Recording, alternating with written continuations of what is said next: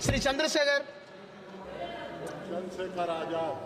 धन्यवाद सभापति जी। आज हम संविधान की गौरवशाली यात्रा पे जो 75 साल की बात कर रहे हैं, ये क्या काम है मेरा? धन्यवाद सभापति जी। आगे सर, आगे। आज हम संविधान की गौरवशाली यात्रा पे बात करने के लिए चर्चा कर रहे हैं। कल से ये चर्चा चल रही है सर। मैंने बहुत सारे दोनों पक्ष के और जितने भी हमारे मेंबर हैं सुना सर, उनको बड़े बड़े नेता हैं सर। इसके भाग 1 में लिखा हुआ है India that is Bharat, Hindustan नहीं लिखा हुआ है सर। लेकिन सारे नेता संविधान पे चर्चा कर रहे हैं, लेकिन हिंदुस्तान ही कहेंगे, भारत कहने की हिम्मत नहीं जुटा पा रहे हैं। ये बड़ा सवाल है सर कि क्या संविधान के हिसाब से बात रखी जा रही है। मैं धन्यवाद दूंगा फूले साहू बाबा साहब अम्बेडकर को और मेरे नेता मान्यवर साहब श्री काशीराम को।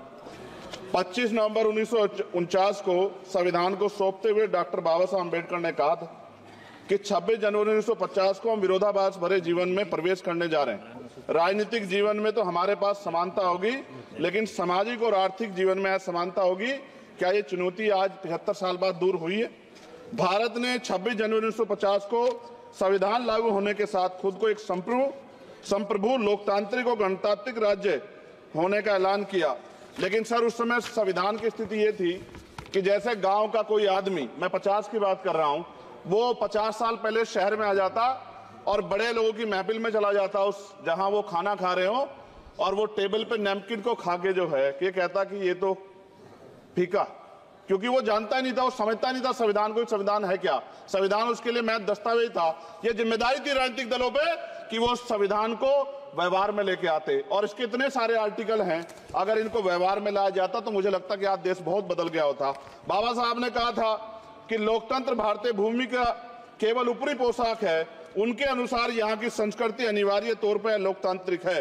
भारत जैसे गरीब और गैर बराबरी वाले देश में संविधान के जरिए छुआछूत खत्म करना, वंचितों के लिए सकारात्मक उपाय करना, सभी वयस्कों के लिए मतदान का अधिकार देना और सबके लिए सम्मान अधिकार तय करना, ये बहुत बड़ी उपलब्धि थी सर।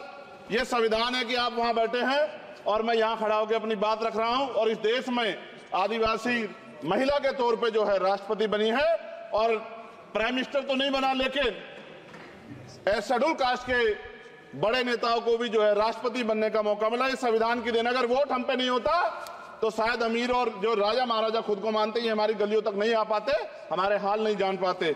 आजादी का मतलब सर सिर्फ अधिकार पाना भर नहीं है, इसके लिए हमारे संविधान में सरकार और नागरिकों के अधिकारों के साथ साथ उनके कर्तव्यों का विस्तार से उल्लेख किया गया है। बाबा साहब ने संविधान सभा में दिए गए भाषण में कहा था कि स्वतंत्रता आनंद का विषय है, पर अब हमें अपनी जिम्मेदारियों पर भी ध्यान देना होगा। संविधान ने सुनिश्चित किया कि रानी के पेट से राजा जन्म नहीं लेगा, वोट से नेता तैयार होगा। आर्थिक बराबरी के लिए सरकार क्या कर रही है? गरीब और गरीब हो रहा है और अमीर हो रहा है। सुबह उठते कहीं बम की धमकी मिलती, कहीं दंगे की। ये अमृत काल है सर, यह धमकी काल है। कितना बढ़ रहा है आर्टिकल 15 सर। भारत में आज भी घोड़ी चढ़ने बैठते होती है सर। क्या दलितों को यहाँ भी बोलने का नहीं सर? अगर सबको 4 मिनट दे दो, मुझे दे दो। ये भेदभाव नहीं चलेगा दलितों के साथ। Time is 4 minute, don't waste. भाई सर आप क्या करो, अगर सबको 4 मिनट दिए तो आप मना करो, मैं बंद कर देता हूँ उसको। क्या दलितों को सबसे आखिरी में नंबर मिलेगा और बोलने का मौका मिलेगा? क्या मजाक कर रहे हैं सर आप? नो, ये all independent people are having only 4 minutes. You take sir. Independent में अपनी पार्टी का मेंबर हूँ सर, और जीत के आया हूँ सर, किसी की दया में नहीं आया। Take 1 minute and finish sir. कल भी बोले एक दलीय पार्टी के लोग, आप मौका दो सर। मूछे रखने पर हत्या होती है, महिलाओं पे, छोटे मासूम बच्चों पर रेप हिंसा होती है। एनसीआरबी का डाटा देकर डर लगेगा। यही 1 किलोमीटर में संविधान को जला गया, और महाराष्ट्र के परभनी में अभी भी संविधान को नष्ट किया गया, उसकी कॉपी को। आर्टिकल 25-26 में संविधान में सभी को धार्मिक आजादी। कहाँ है दलितों की, मुसलमानों की, जैनों की, बौद्धों की, ईसाइयों की? छत्तीसगढ़ में सतनामी समाज को संविधान की अपनी धार्मिक आजादी के आधार पर जो है उनको अपमानित करके जेल में बंद कर दिया। संभल, अजमेर, अयोध्या सब इसका उदाहरण है। आज ये सरकार आलोचना डरती है। कितने लोग जेल में बंद है? मिरान हैदर, खालिद सैफी, उमर खालिद खान, सिफा खान, गुलफ्ता फातिमा और आजम खान साहब राजनीतिक विरोध में बंद है। सरकार यहाँ बैठी है, सरकार सामाजिक न्याय की बात करती है। बताए कितने दलित मुख्यमंत्री बना रखे हैं आपने? 13 ज्यादा स्टेट में सरकार है। कितनी महिला मुख्यमंत्री है? आपकी सरकार ने सुप्रीम कोर्ट के आदेश के बाद रिजर्वेशन प्रमोशन में जारी नहीं किया, और ओबीसी को पॉलिटिकल रिजर्वेशन आप देंगे नहीं देंगे, आप बताने का काम करें।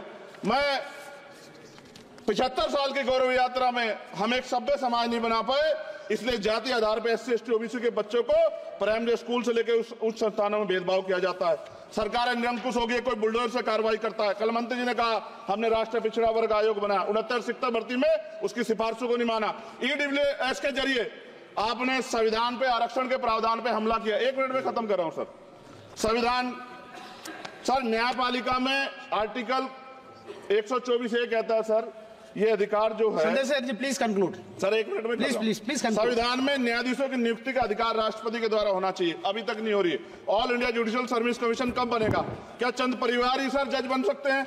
और आज हम सर, मैं सरकार से सवाल पूछना चाहता हूं सर, सेवाओं में SC ST OBC वर्ग का कितना प्रतिनिधित्व है?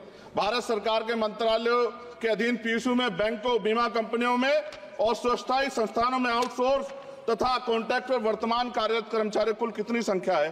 आउटसोर्स और कॉन्ट्रैक्ट में कार्यबल SC ST OBC कितना प्रतिशत है? निजी क्षेत्रों में कार्यरत कर्मचारी उनके SC ST OBC की वर्ग लाभ। सर खत्म कर, लास्ट पॉइंट सर मैं फिर स्पष्ट तौर पर कह रहा हूं सर, यहां बैठे SC और OBC के मेंबर से कह रहा हूं सर, उनको सामाजिक जिम्मेदारी का ध्यान भी रखना चाहिए। पार्टी के प्रति वफादारी के साथ साथ अपने वर्गों के प्रति ईमानदारी भी रखनी चाहिए। ईमानदारी नहीं होगी तो इन वर्गों का भला नहीं हो सकता, और हमें बहुत सरकारों से उम्मीद नहीं है। बहुत बहुत धन्यवाद सर। थैंक यू, बहुत बहुत धन्यवाद सर। आज संविधान की ऊपर चर्चा करने के लिए आपने